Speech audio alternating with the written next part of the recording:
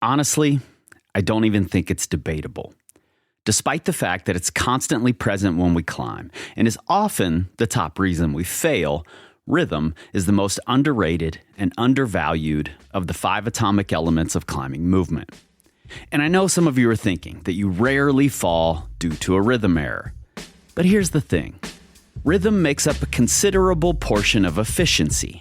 Errors that have a significant rhythm component show up as hesitation, as saying take instead of continuing, as dropping off when something feels wrong or looks difficult, or as stopping mid-crux to place gear or clip or to desperately shake out when you're starting to feel tired. Yeah, I thought that might sound more familiar. Now, in this episode, I'm going to try to answer 3 important questions and give you a couple of powerful ways to improve the most underrated component of climbing hard. Let's get into it. So, question number 1. What do we mean by rhythm? Well, more commonly, we talk about pacing, and this might be semantics, but I see pacing more as an overall strategy, whereas rhythm is how we move between and connect individual positions. It's the tempo that's built into the most efficient way for you to do any given move. We all have a natural rhythm that we feel most comfortable in, but it doesn't have to be and shouldn't be a fixed thing. Instead, I like to think of rhythm as existing on a spectrum that's best visualized as a dial. A dial with sloth at one end and monkey at the other. And now this doesn't mean just slow and fast. There needs to be a tempo to your slow and your fast, an intentional using of or a purposeful restriction of momentum. And if you think of a sloth, they're in constant but very slow motion. And this allows movement to be more deliberate and precise. Monkeys move faster, sure, but it's not a chaotic movement. Their brachiation, the locomotion we see monkeys using to swing through trees, is very rhythmic, utilizing the potential energy created by their mass and gravity in combination with the kinetic energy created by their motion to propel them forward. In short, momentum. And using this momentum comes at a much lower mechanical energy cost. And we can do that too, assuming we spend time practicing and learning it. And I recently spoke with legendary coach Udo Neumann. We were discussing coaching movement skills, and when the subject of Janja Garnbret came up, he had this to say. I recently watched a lot of gibbon footage. Genetically, they're not so different from us. And I think like maybe Janja would be okay in a gibbon family. They would look down on her, but she's not, she gets along. We have to wait for her, but there's so much more as possible. And yeah, I know that's a funny image, but he's right. It's not hard to spot that rhythm in Janja's climbing. Maybe it's her natural style. Maybe she worked for it. I suspect some of both. But the thing is, climbing is a game of compensation. We can nearly always find a way to do a move that fits our natural style. Which brings us to question number 2. If we can nearly always compensate with what fits us, why even bother learning to move differently? Well, I see it as sort of similar to finding beta. Just because we do it this way first doesn't mean it's the best way or the most efficient way. And if we can get comfortable using these other methods or a wider range of rhythm, then we open ourselves up to new possibilities and a higher number of effective movement solutions. Let's take a look at the 2 sides of this rhythm spectrum a little more in detail. On the sloth side is where new sport climbers and the vast majority of trad climbers usually live. They're trying to always be in control, seeking stability. There's this need to place protection and clip or to stop in order to shake or chalk up. And this sloth-like rhythm also allows them to be more precise, going to small pockets or slots or carefully placed feet or painful jams. And the movements are most often reversible. So to some degree, it's valuable, but it does come at a higher cost in terms of mechanical tension. It's more taxing in a lot of ways. On the monkey side is being more comfortable moving through unstable positions. And this is where boulderers, particularly if they spend a lot of time indoors, often live. The lower mechanical cost is often far more efficient for most difficult terrain as long as it doesn't drastically affect precision. Now, it might seem obvious that better holds and easier moves lend themselves to monkey-like rhythms, whereas worse holds and harder moves lend themselves to being more sloth-like. But we have to be careful with these generalizations because they just aren't true.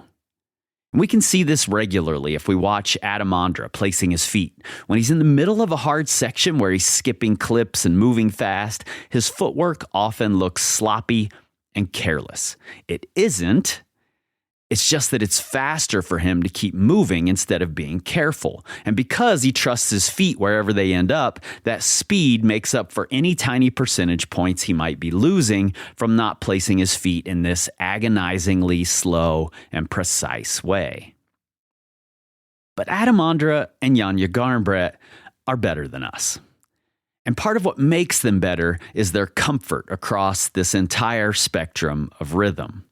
I'd be willing to bet that most of you listening can be a little more monkey-like in the gym, but as soon as you get outside above a bolt, you turn full sloth. Janja and Adam don't. And we don't have to either. We can improve the entire dial of our rhythm and will absolutely be better climbers because of it. Which is where question number 3 comes in. How can we improve our ability to turn the rhythm dial? Now, let's say we went through the evaluation in my new course, The Atomic Elements of Climbing Movement, and what our polar chart shows us is that rhythm is the main element we should be focusing our efforts on. Next, we look at the included drill matrix and decide which drills fit our needs. Now, looking at the drill matrix, I'm going to zero in on the sloth monkey because it's such high value, also helping considerably with tension and position as well as commitment, which is often tied into the monkey side of rhythm. But I'm also going to work on the matched breath drill, largely because I personally notice that when my rhythm doesn't match what will be efficient for the move, I end up holding my breath. And I bet a lot of you do the same. So let's take a look at these 2 drills. And just a reminder here, these Tape Tips episodes are also on YouTube. So you'll find the link to the video right there in the show notes if you want to see these drills. A few episodes back, we discussed the sloth side because of its importance in learning position. But that's not its only benefit. Not all rhythm is fast. We also need to learn when and how to slow it down in order to be precise or exert more control over a move. To learn how to fully engage and grind through when moving quickly isn't going to be efficient. But for our purposes today, we're going to look at the contrasting side of the sloth monkey. Like we already talked about, it's not just moving fast, it's learning to use momentum to be more efficient. And this drill, when done with intention, can help you with 3 important things. Number 1, comfort. If it feels chaotic to you, it's not going to be efficient. And to expand your comfort zone, you have to consistently be pushing at the outer boundaries of that comfort zone. Number 2, seeing new sequences. The more momentum you use, the more the sequences will need to change from your normal, more sloth-like rhythm. And being able to spot these changes earlier in the process means you'll send more things faster. Period. Number 3, even within seemingly slow and controlled sequences, recognizing when momentum can be utilized. As climbs get more difficult, there are going to be plenty of times when you'll be forced to lose a little control that you're trying your best to keep hold of. In those moments, can you use the resulting momentum from that loss of control? Because if you can, you'll become a better climber. Now, how to do this drill is simple.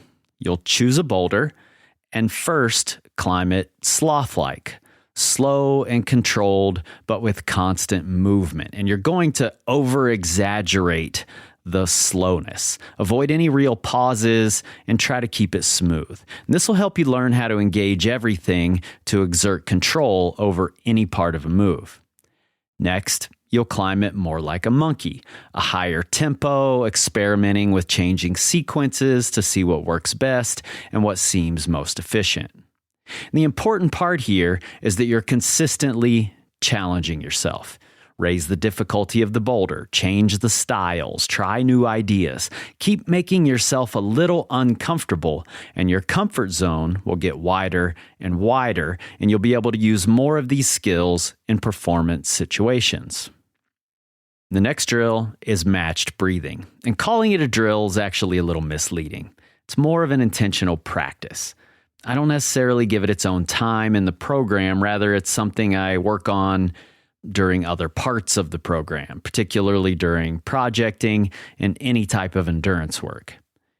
And what I do is I just spend time intentionally finding breathing strategies that work best for either ramping up the nervous system, which is intensive, or in keeping me calm and moving efficiently, extensive, and all of the variations and permutations between those two extremes. And this is because how you breathe will, or at least should, change between intensive effort and extensive effort, another concept we discuss in the Atomic Elements course. And to be honest, I can't necessarily tell you what sort of breathing will be best for you. This is why we have to experiment to figure that out. But it might help for you to hear how my breathing changes. And like I mentioned before, you can also go to YouTube and watch this episode, and you'll see both the climbing and the waveform of my breathing.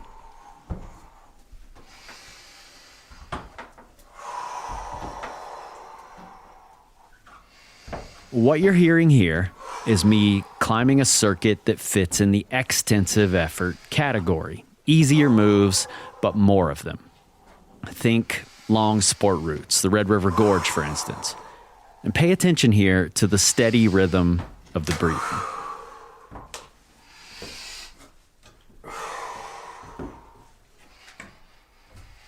Then, as I move into more intense climbing, this being a harder circuit that has a few really big or really hard moves sprinkled throughout it, you'll hear the breathing ramp up. If you look at the waveform here, you see bigger spikes and a lot more variation as I dial my effort and my rhythm up and down.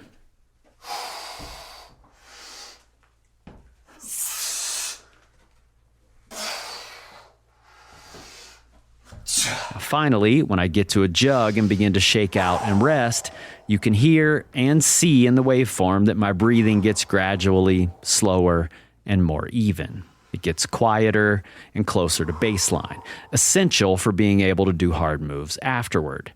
And all the while, even while resting at a jug, there's a regular rhythm to all of this. See, breath is so deeply connected to the way that we move, the way we feel, and how much control we have over these things that we're making a big mistake if we're ignoring it.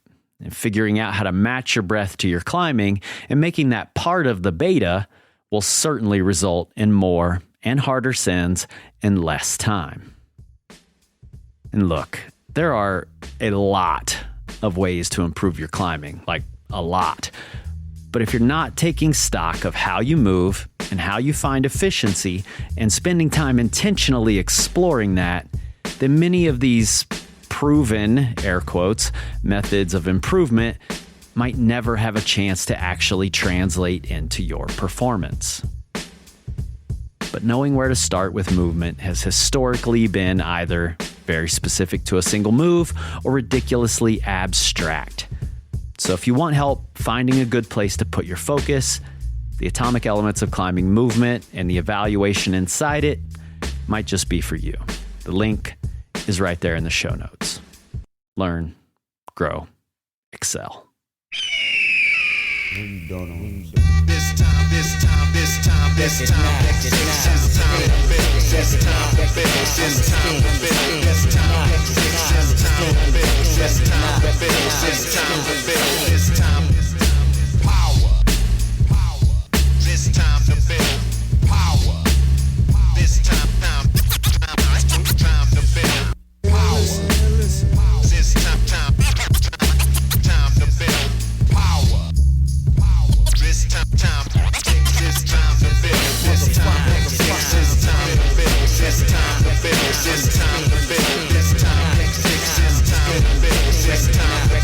It's time to build.